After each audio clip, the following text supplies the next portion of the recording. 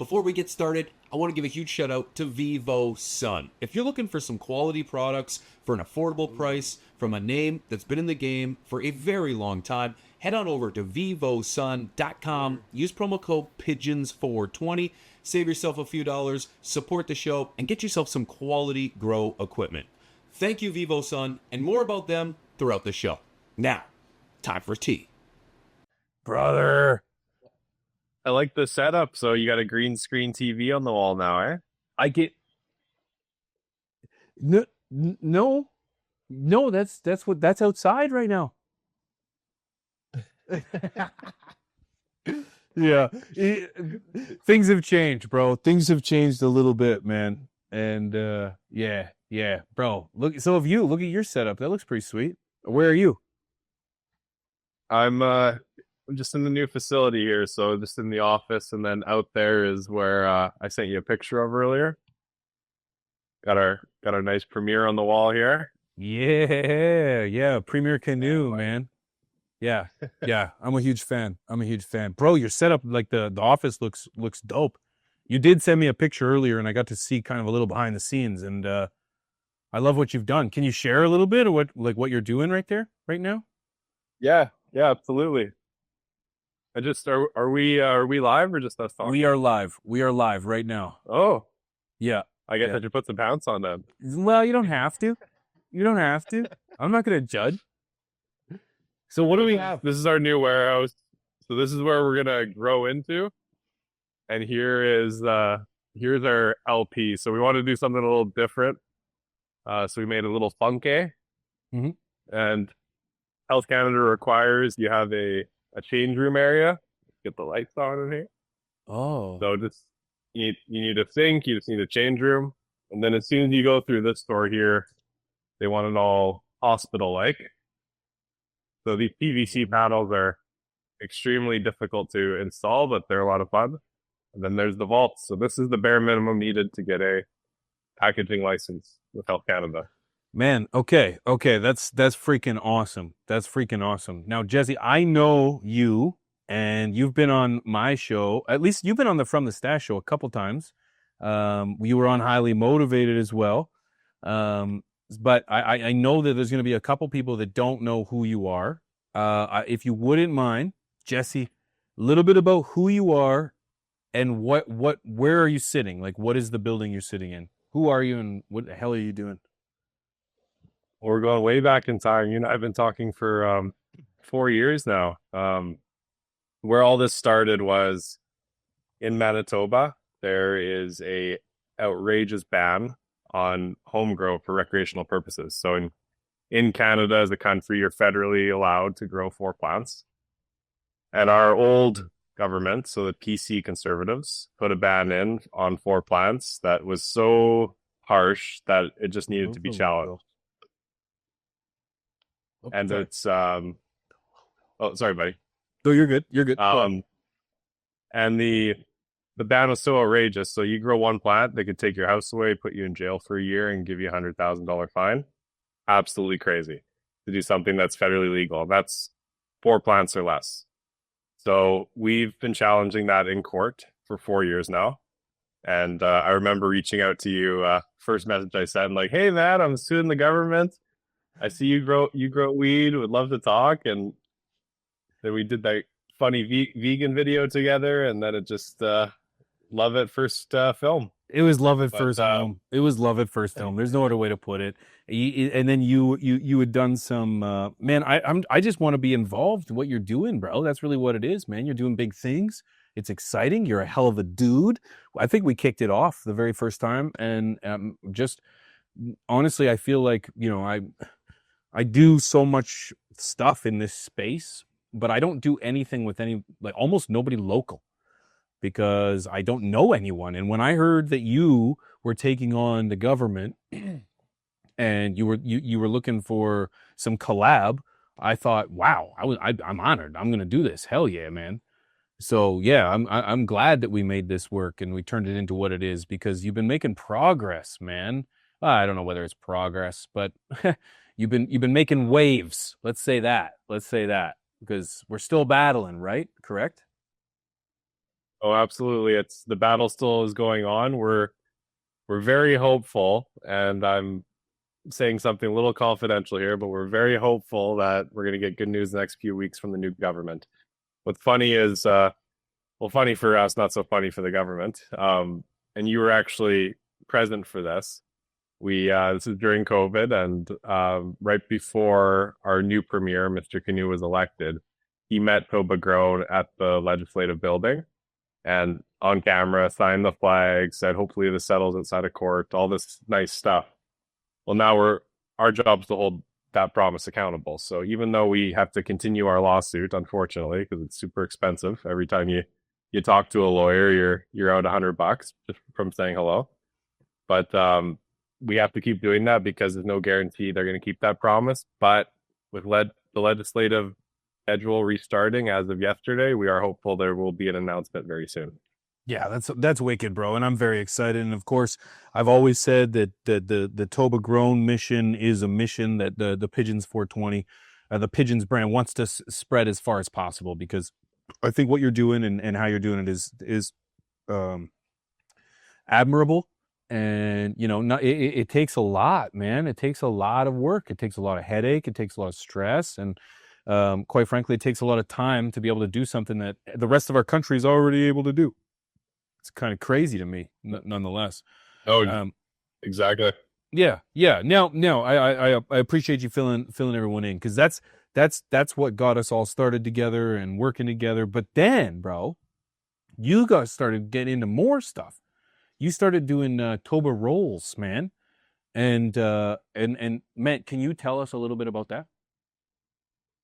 So that was and I really enjoyed when we smoked those together. That was a fun project because it was the first not-for-profit cannabis product in the country, and all the profits went to both our legal bills and local charities. We actually had a hard time with the government board getting that listed.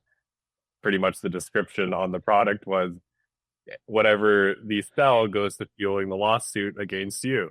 I don't know if you remember that. We had a little trouble launching it. And I remember you did a pretty funny video to help poke the bear there. So we launched that product, and the thing that was killing us and killing our donations and whatnot was the shipping from Ontario to Manitoba. And at that time, there was no real processing abilities in this province. So every local company had to either send their weed out of the province to get packaged and then shipping back in. And because cannabis, as soon as you get that excise stamp on there, it's a controlled substance with Purelator or FedEx, and just so expensive. So that's why I came up with that model to bring the locals together, all the growers, and me as someone who doesn't really know. I'd probably grow in Miracle Grow if I didn't know otherwise. But I'm good at packaging and distribution, so I just was the operator within those in those growers' buildings that packaged their own weed and kept it all in the province. So that's the evolution from suing the government to actually being one of the government's largest customers for cannabis. Yeah. Simultaneously. It's an interesting relationship. When we talk to the government, they about business, they never bring up the lawsuit, and vice versa. They wouldn't. Yeah, it's one of those elephants in the room you don't talk about. Business is business. But what happens behind the scenes is what it is, I guess. Yeah. That's very interesting relationship. Did you find it awkward to kind of like deal with that in any way, or were you just like, I got to get this shit done? It was like showing up in those t-shirts that are like tuxedos. It just felt like that. Showing up at a formal meeting. That's what it felt like. That's fun. I got a question for your show. Are you able to smoke on this show? Yeah, please do. But now that you said you're going to do it, YouTube's going to know you do it, and now I'm going to get busted. No, of course. Tobacco, I mean. Yes, of course, because tobacco's far better for the algorithm. Yeah, no, please do. Yeah, please do. No, it's I want to be able to relax and consume. I'm going to consume as well. I can do it more strategically though, because when Mrs. P changes the view to you, that's when I hit it, and then so they don't know. But you enjoy it, because I'm gonna hit some too. What are you smoking on right now? I got a ice cream cake from a friend, so I'm just giving a little ice cream cake. Oh, did I freeze up on you, buddy? Oh, a little bit. Yeah, a little bit. I got you back now, though. Can you hear me? Did we lose him? Yeah. Oh, we lost him. He coming back. He'll be back. A good opportunity to pack a bowl, though. I'll tell you that. Can we smoke here? That's a good question, though. Smoke away. Yeah, Jody, we smoke away. I definitely want to be able to have a show, if you will, a podcast that does allow consumption. Of course, I'm not the one that allows it. YouTube is, but it's like I do watch. It's okay, no worries. No, I've got them on the computer, Oh, but I can't get them. There we go. oh, there you go. There we go. There we go. I enjoy the podcast of Pine Park, and they get away with murder over there, and I want to too. So anyway, sorry about that. You're back. Ice cream cake. That's what you said. Yeah, crazy. As you definitely know, you're just down the road. Crazy blizzard right now, so the Wi-Fi is having some fun. Yeah, I know. It is crazy blizzard, man. We've had. I'm sure you are just down the road, so it's like, have you guys haven't even gotten the rest of it yet? It's still going on because ours just finished. Yeah, it's looking outside right now. It's just about giving up, but it's been going for about 5 hours. Yeah. Yep. That's about how long it took me to snow blow my driveway yesterday. It was ridiculous. Yeah, it was ridiculous, bro. It took me way too long. My neighbor was talking to my father-in-law with it. He's like, man, I seen him out there for like 5 hours blowing his snow. I was like, yeah, I was out there for 5 hours. I took an hour lunch and that was it. But And how many breaks? just the lunch. I try to get. It might be a puff a step kind of thing. Yeah, I know. I don't, man. Because it's like I put on so many snow clothes to go and blow the snow. Like by the time I come in the house, come downstairs, have a rip, I'm sweating, bro. Sometimes I bring some stuff outside with me, but not always. I did have a hoot this time, but it was on my lunch. I'm very proficient when blowing snow. It's one of those things. I can see you got a volcano right there, ready to rock. Bro, I do actually. Yeah. As a matter of fact, that was a gift from a very good friend of mine. Well, I was the facilitator, and the other gifts I gave you were from me. Yeah, I know. It was you. Yeah. The other That came right from the vaporizer godfather himself, right from Jürgen Bickel. That's right. Yeah. I'm very flattered. I was honored to be able to receive the piece like that. But yeah, it's a desktop piece. It sits next to. I quite honestly, I don't use it too often, mainly because the cords, bro. You know how many things I've broken because of the cords that thing attaches to, and I keep it next to my computer. I'll use it over here, no problem at all. But typically when I'm in here, I'm next to my. Bro, I should have that going right now, man. I should have that going right now. If you can mention this, you had something to do with the original volcano, yes? So I worked for that company for about 4 years, and I remember when I showed Jürgen Bickel, one of the founders, your videos. I was like, Jürgen, I'll say. Yeah, you probably won't want me going live calling him Jürgs, but I was like, you gotta watch this. He's a local Canadian. Look at all these followers, good content. One of the videos I showed him was you dropping your bong. Oh yeah. I'll tell him not to do that with your devices. And he's like, yeah, send them a few. And I remembered bringing that to your house. I would smile ear to ear driving, because that's obviously they're not the cheapest things in the world, but then to get a box just for pigeons and there's like 4 of them in there, it was a good day. It was pretty damn sweet. Yeah, it was a great day. Yeah, it's I honestly love that you can't honestly say you've been a stoner if you haven't used the volcano, because it's such an iconic piece to like stoner memorabilia or like stoner culture, in my opinion, because it's like one of the first great vaporizers. Before this, they were like, I don't know, you'd try those like little like wooden ones, and you know, anyone who's ever tried one was like, yeah, don't worry, nothing comes out, but you get high. I swear, I try it. So I try it. Nothing would come out, and I didn't get high. So I thought it was like some kind of like joke. I thought it was like I don't know. I thought it was like a cult like thing, the vaporizer. And then this thing, I tried this thing, and this was where I'd like turned me on to vaporizers. And then, bro, this Stores and Bickle, man, or that Stores and Bickle, that Mighty Plus, I probably had for 2 years before I even took it out of the package. Well, now I see when you're going to the gym and everything, you're usually waving it around. Everywhere I go, bro, it's everywhere I go. I literally just did a segment on the show before I was with you, Planting with P, where I went through my travel gear, and inside my travel gear is the Mighty.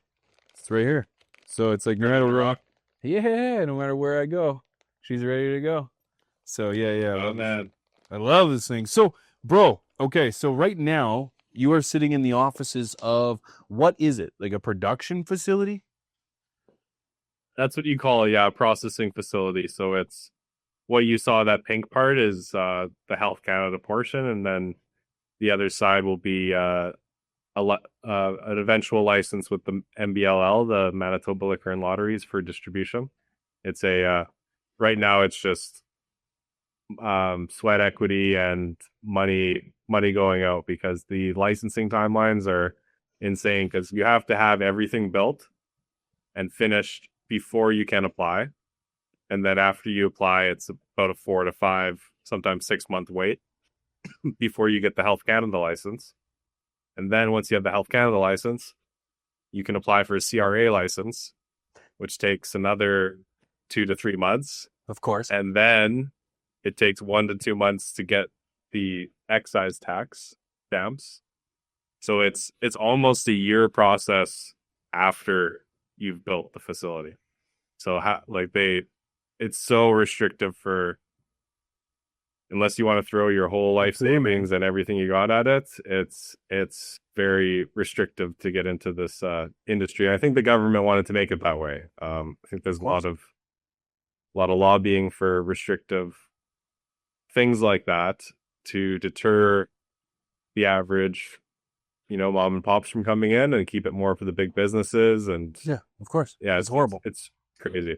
Yeah, it's horrible. It's horrible. And that's exactly what they did. And that's, unfortunately, in my opinion, and correct me if I'm wrong at any point, because I tend to get very heated about this. And this is where it's like, it frustrates me that we're 2024.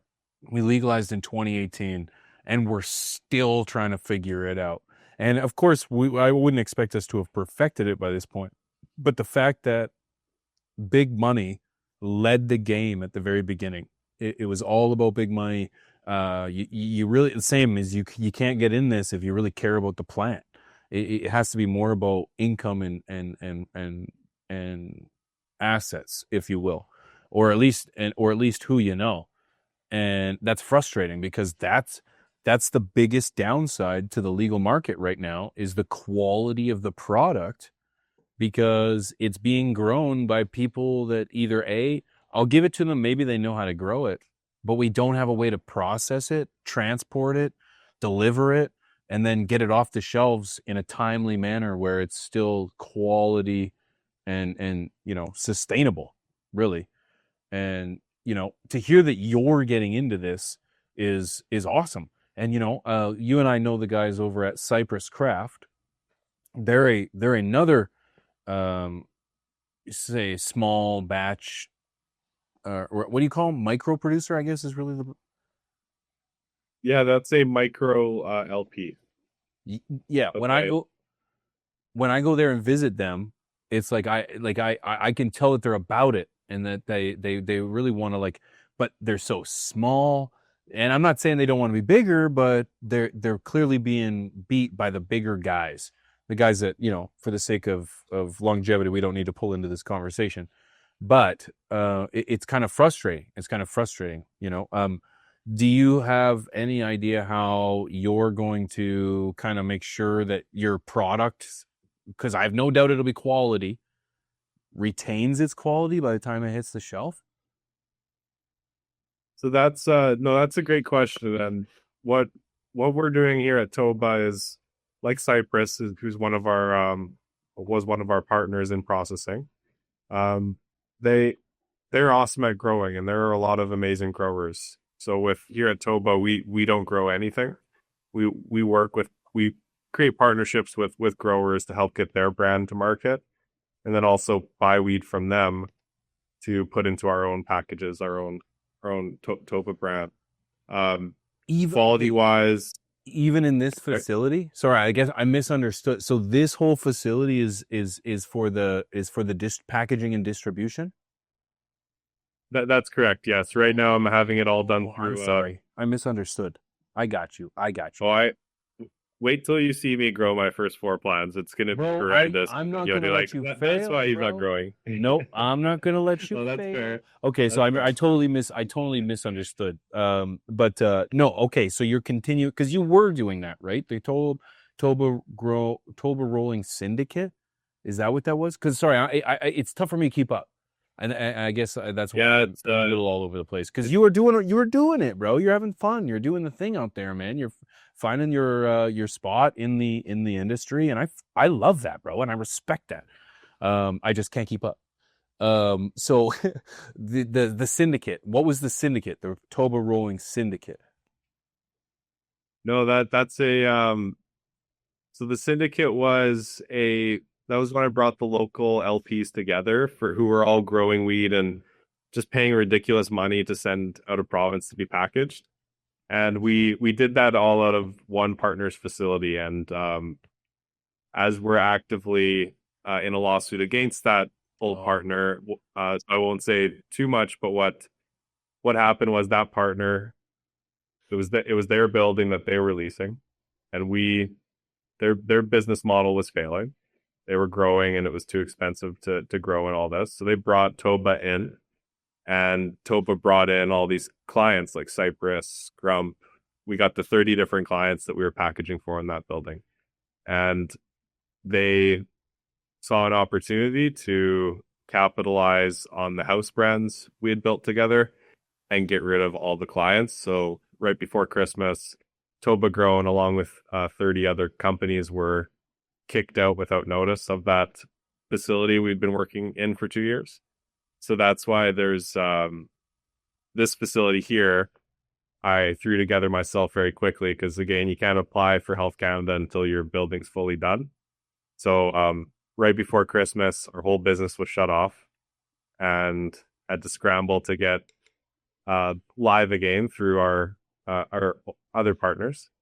And throwing this together very quickly. The pink paint makes it look a lot better built than it is. It definitely hides a lot of the dings and whatnot on the drywall, but It looks wonderful, bro. It looks wonderful. I love it. Okay. So I got that right. So I was beating around the bush on the lawsuit because I don't want you to talk too much on that because obviously it's ongoing and your legal team will be giving you things that you can and can't discuss. Simple as that.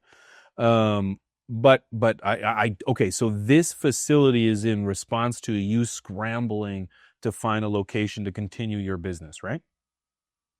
exactly. It's like, imagine you do a full workday, you go home, and you just get a text saying, by the way, this is the decision we're making.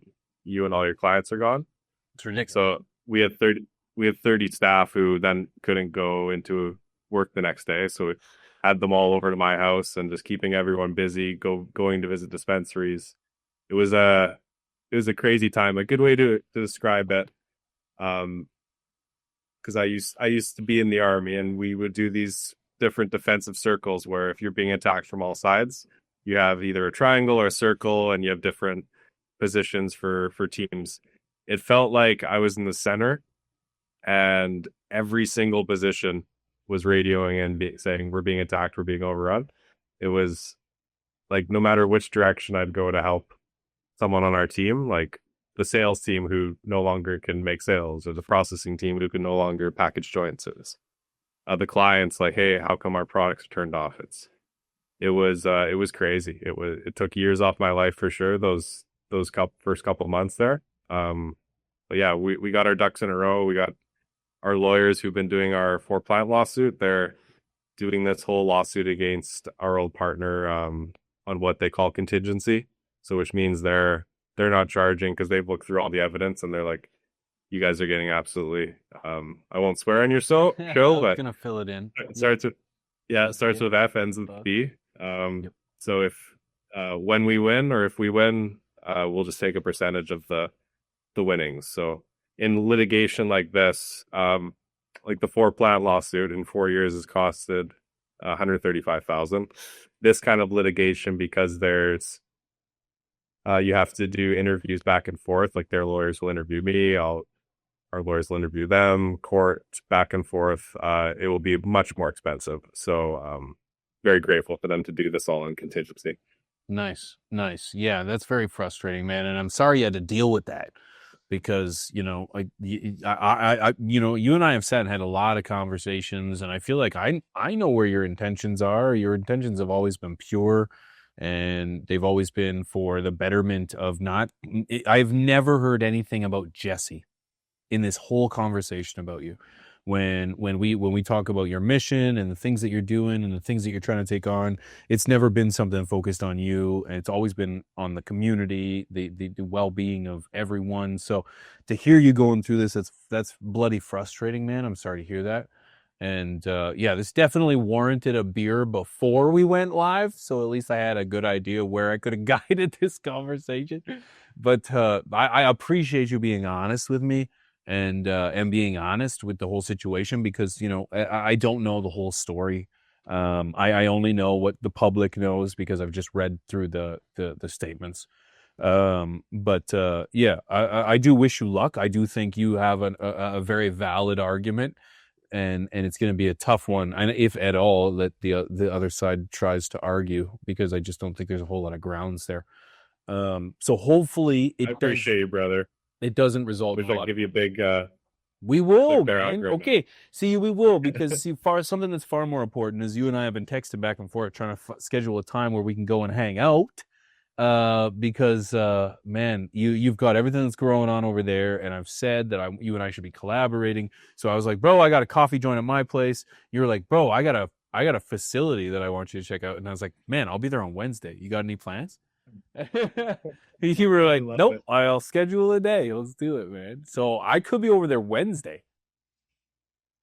Well, let's pray these roads are good, and you're welcome any day. But Wednesday is fully blocked off for you. Actually, I got the proof right here.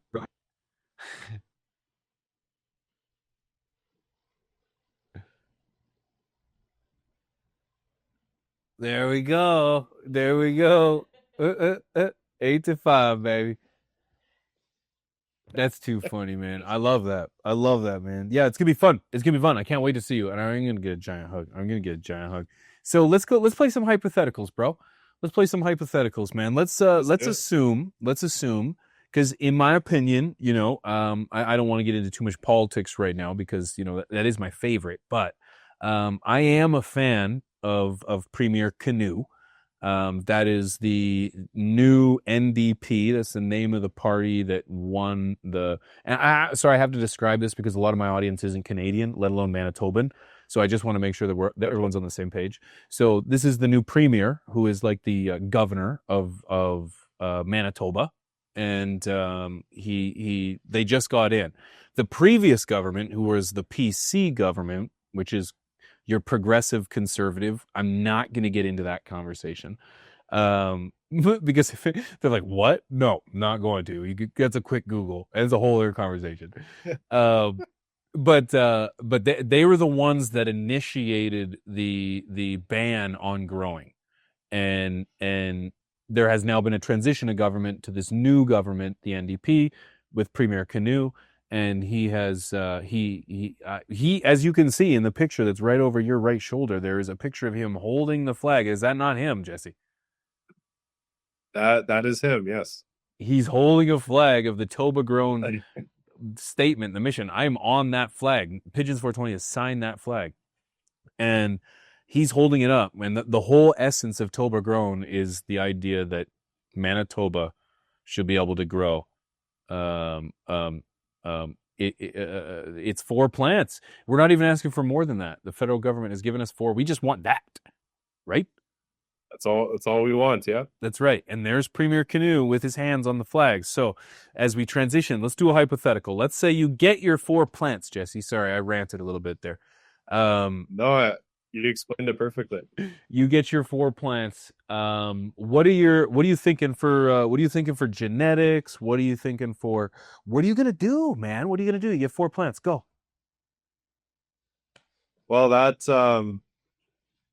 will be a day, my friend. I tell you, the first time spraying that paper towel to get the germination going is going to be a good day. Yeah. I definitely would love to lean on my good friend Pigeons on the Sweet. You don't genetics need question. paper towel, my brother.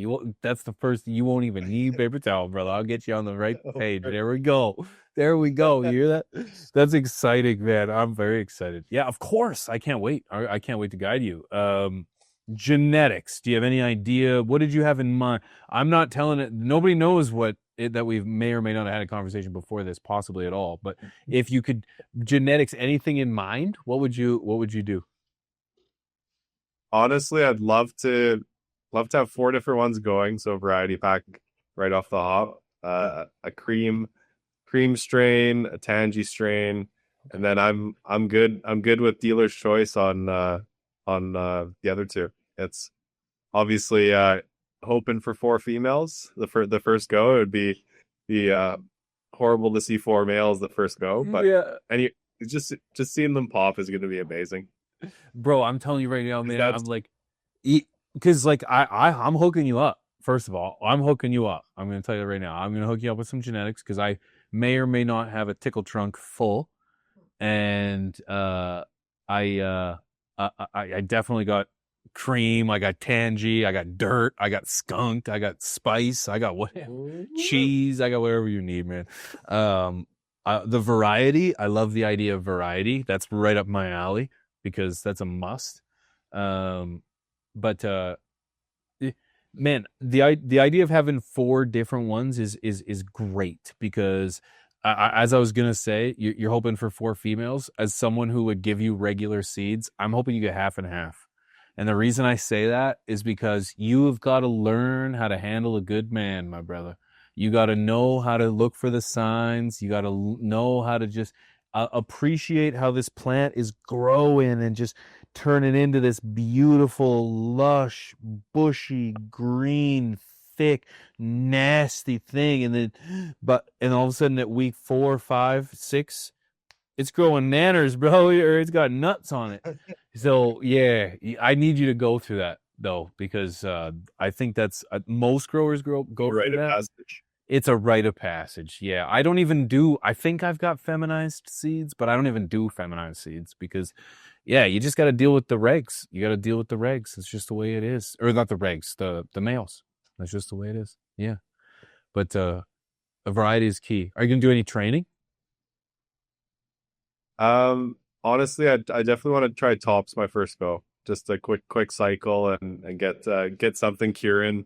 It's been this is the thing. It's been so funny. Like I've talked to my lawyers the last 4 years now about it. Like, so what's the risk of like just doing one little seed in the background while the lawsuit's going? And they're like, no, if you get caught, the whole lawsuit gets thrown because then you're wasting the court's time because you're doing it anyway. So it's been like it's further made that addiction just be like very deep down, and I'm probably just gonna go nuts. Like I'm gonna become obsessed with it. Because dangled in front of me for years. No, you're making the right decision, bro. You're right because you're obviously your lawyers are going to give you any better advice than I'd ever say, but you don't want to give the other side anything on you, right? Because it's their job to pick you apart and to criticize your character, to criticize your ability to think, to criticize everything about you. And no, you're making a very wise decision to not grow anything, man, because don't give them anything, bro. You're in the right. We have the right to grow. We have the right to grow. It's a freaking plant, and the government has no need to tell me that I shouldn't be able to grow it. Right? That's how I feel. Exactly. Yeah.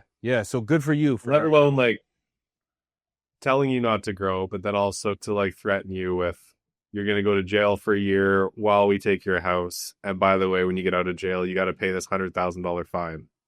That's like they can do that to you, and it's the medical system, which I love the medical grow system, and I've learned all about it because our lawyer Kirk Tusaw is the one who got it legalized 24 years ago. It's, and I don't mean anything with this comment besides the hypocrisy that the government, the PCs, would say, well, if you really want to grow weed, just get a medical license.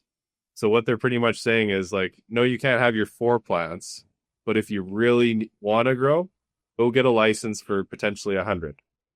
And you can grow that in the province, which bogs down the medical system. Because if you don't need it for medical purposes, people are just doing it because they don't want to get punitive. So yeah, it's just a very backwards system.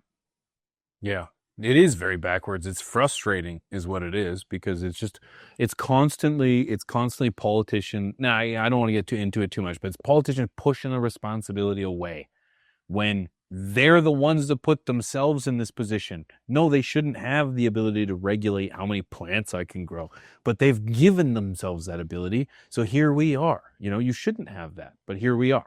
Right here we are. It's frustrating. It's frustrating. But anyways, so back to my original question. You training your plants. You say you're going to top them. That's the official answer. That's the official answer. I'm going to do a quick cycle and just focus on the top nugs. That's fantastic. That's a really good idea. The only reason I emphasize that because there'll be a few people in the chat that says Pigeons has a video that says you shouldn't top your plants. But I may have missed that week, my brother. Sorry. The very first training technique I did to my plants, bro, was top it. And I think, again, it's a rite of passage to go through the stress of seeing your plant grow through week 1, 2, 3, 4, and then all of a sudden just chopping off the top. And I'm going to tell you, it's going to be okay, bro. It's going to be okay. And you're going to be like, are you sure this is a good idea? Yeah. So it is a rite of passage. So you do have to top your plants when you first train them. So that's good. So I might top a male, and then you'll be 2 birds at once, right? Be rite of passage. You're right. Yeah, you're right. You won't lose anything. That's not fair, though. No, that doesn't count at all. Nope, that doesn't count at all. Bro, okay. I want to get a little more intimate, man. When did you start smoking weed, bro? Well, unofficially, a few times when I was a teenager, because up until a point I wanted to be a cop my whole life. And there was that very strict, you needed multiple years before since your last use of something illegal. And at that time, cannabis was still illegal, recreationally. So I kept that under wraps. I guess not anymore. But after a violent incident as a prison guard, I actually used cannabis every day for years to assist with my physical and psychological damage from that incident. And it went from like no cannabis for maybe 8 years, probably, from when I first smoked at 15, and then 23 is when I got out of corrections. So yeah, it was right around 8-9 years of no cannabis, and then boom, on it every day because wasn't digging what was prescribed. It was very some of the stuff worked that was prescribed, but a lot of it just turned me into a robot, and like no emotion, I guess that was part of the point with after traumatic incident like that. But cannabis was just night and day, and especially when medical became more open here and you were able to source different oils and different types of cannabis, it was really eye-opening, and that's what led me to get into the industry. Bro, that's wicked, man. That's you and I are very similar in that regard, because I did try it early on, like in my early childhood, and then I didn't use it for many years, and then I find it medicinally. I had a car accident, and then really utilized it medicinally, because I found like the drugs that they were putting me on were really retarding my cognition to the point where I was not satisfied with my quality of life. And when I realized I was getting very similar results from using cannabis, I was like, well, I'm going to use this. This is working for me great. Why would I resort to this stuff that's making me feel like a stone, like a rock? Like I just like nothing. It was frustrating. I understand that. So that's one thing I get. Do you find that, is cannabis like is that your number one medication? I know that's kind of a little personal, but do you rely on a myriad of medications? For the first couple of years after the incident, because it was one, not to go too much detail into the incident, it was a life or death situation that involved it was very physical, and I went out of there with a lot of damage. So on the physical side, I definitely used a lot of ibuprofens and T3s and whatnot, because the pain was beyond what cannabis could help with at least at that time. And then psychologically, there was a few things I tried for about a week, and then it was like, no, cut that off completely, because that's mood changing. Is sure when you smoke. Sorry, I shouldn't use those words on your show. I'm learning the algorithm blockers here. It's okay. But it's okay. like I love the change cannabis does to me, but when all of a sudden your whole demeanor is completely altered and there's nothing you can do to get out of that state for a prolonged period of time, and it's just like robot, no emotion, that I'm not about that at all. So I cut that off pretty quick. Yeah, that's exactly where I was, because I do a lot of video gaming, and I could find like my reaction time was so slow, like in where I could regularly do things. I knew I could beat these noobs, bro, but when I was on this stuff, they were getting me. I had an excuse, I guess. I'm trying to be serious. I could really tell that it was. I couldn't palm the noobs, Jesse. I knew it. I should be able to beat these guys. You were on noob juice. That's noob juice is what it was. So yeah, needless to say, I knew that it was hindering my performance, and it wasn't for me. But what I meant was today, like for myself, like medication wise, like I still use cannabis is my mainstream medication. But for example, last night I had a sore throat. Or maybe even the night before, I can't remember. I think last night was the worst. I had a sore throat, I was hot, I was cold. I have no problem using like Buckley's. I'll use like Buckley's. I'll use, like Mrs. P will recommend me like a muscle relaxant every now and again if like my muscles are sore and stuff. So I'm not afraid of other medication. I do believe there is a place for pharmaceutical medication. It's just very clear to me that we just push way too much of that shit. No, fully agreed. Like it's almost like an immediate placebo effect when you take that Buckley's. It's like, okay, I've taken something, my throat's I already feel it starting to get better. And on cold medications, for sure, I'm with you. It's that, no problem, because that actually helps you get out of a bad state. Because, when that drip's going on, you're hacking, that your throat, it's like every time you swallow, it's just like pain. Yeah, let's get out of there as fast. Let's get it. Exactly. Let's hit it as hard as we can, and then go from there. I like your shoes. If you were to put them on the wall, wouldn't be able to see them. I really like that. Oh, yeah, you're pink, and then at least it looks like pink from here. I think they're pink, or they are pink. I could look down. Sorry, I was looking at the monitor. Yeah, yeah, they're different colors, bro. Somebody asked me, they're like, are they two different shoes? I was like, nope, same shoe. They even gave me two different laces so I could lace up this one with yellow laces. Yeah. Beautiful. They are, but they're over the top and they were way too expensive. But the reason I got them was because I do the podcast with the boys on From the Stash, and we go and record live in person. And the very first time we went together, I splurged and I bought a pair of like Oakley's sunglasses. I actually bought 2 pairs of Oakley's sunglasses, but when I came home, my dog ate the first pair, so I only had 1 pair of Oakley sunglasses. But I got my photo taken, and then the next year, I went back to Vegas. I wore the same pair of sunglasses because they're Oakley's and they're really fucking expensive. And I've never been rich before, so I didn't realize that you're supposed to change out your sunglasses with every outfit you wear. So I was wearing my sunglasses for the second set of photos, and the comments were like, "Pigeons, you're wearing the same set of You're wearing the same set of sunglasses for the photos?" I was like, who the hell pays attention to this shit? So now I've caught myself falling into this trap of now I buy new things that I absolutely don't need because I'm afraid to be judged by the internet. You're going to be there. You're going to get there, Jesse. It's a matter of time, bro. It's a matter of time. I won't show you what I'm wearing because they're $30 from Amazon. That's what I should be wearing. That's what I should be wearing. Hopefully they were made a kind of a lot more ethically than these ones were. Because people give me a hard time too. They're like, "Oh, Pigeons drives an electric car, but he wears a Nikes." I'm like, "Oh my God, you can't win with some of these people, man.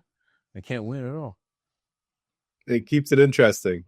No, it definitely keeps it interesting. That's for sure.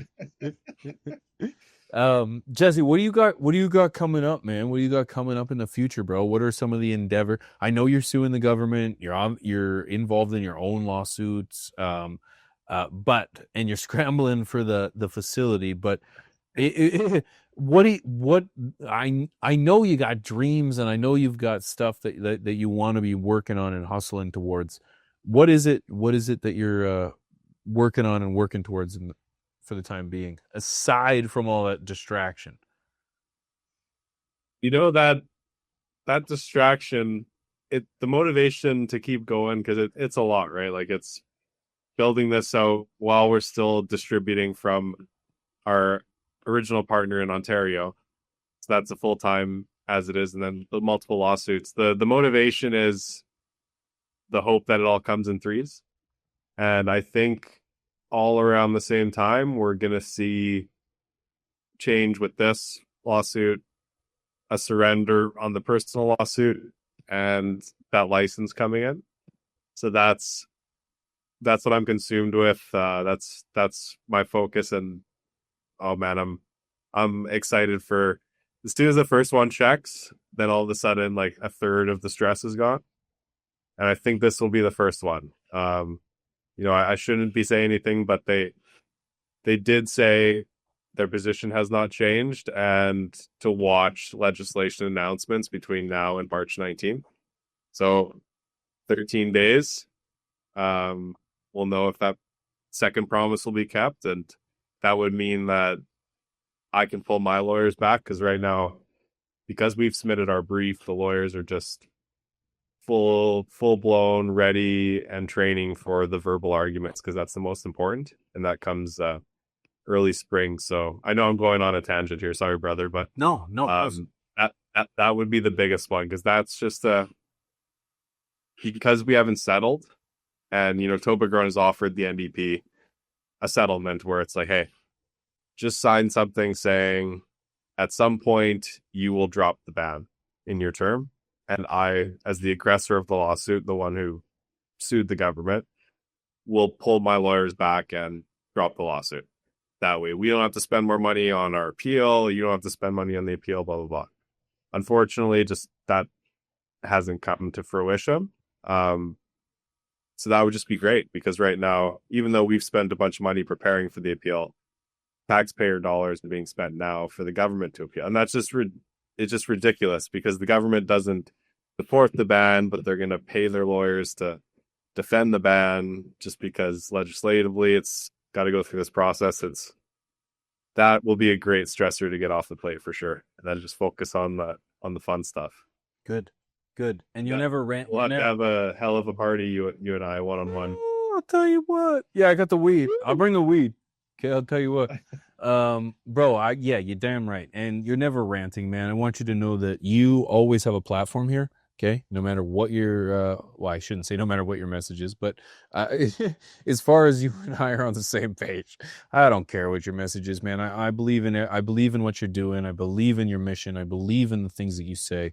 I'm motivated when you speak, and I know that your efforts will lead to a positive outcome in regards to this, because we're looking over your shoulder right there in regards to a premier that I think does have our backs in regards to this pathetic lawsuit.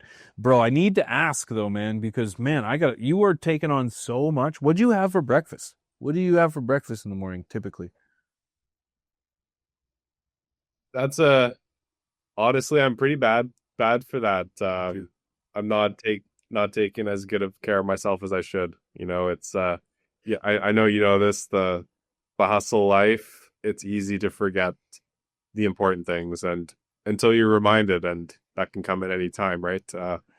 But what I try to do, and I find myself throwing a lot of it out, unfortunately, because just how it goes, but I try to make overnight oats. So, you know, you put a bit of rolled oats in with Greek yogurt, chocolate chips, some banana, and then chocolate milk, and then you let it sit overnight. And then it's like cold oatmeal, but it's nice and soft, and you can just grab it on the go. And it's got everything you need in there. You just throw some seeds. So at night, I'm like motivated. I'm gonna eat this in the morning. It's gonna be great. And then the morning comes, and it's just like 15 coffees instead. Me too, bro. Me too. Me too, man. I only ask because, man, I'm trying to figure out a good routine for myself, man. It's like I barely eat breakfast. I go to the gym, and when I go to the gym, I have eggs on Tuesdays and Thursdays. But other than that, I don't eat until noon on every other day. Typically 1 o'clock.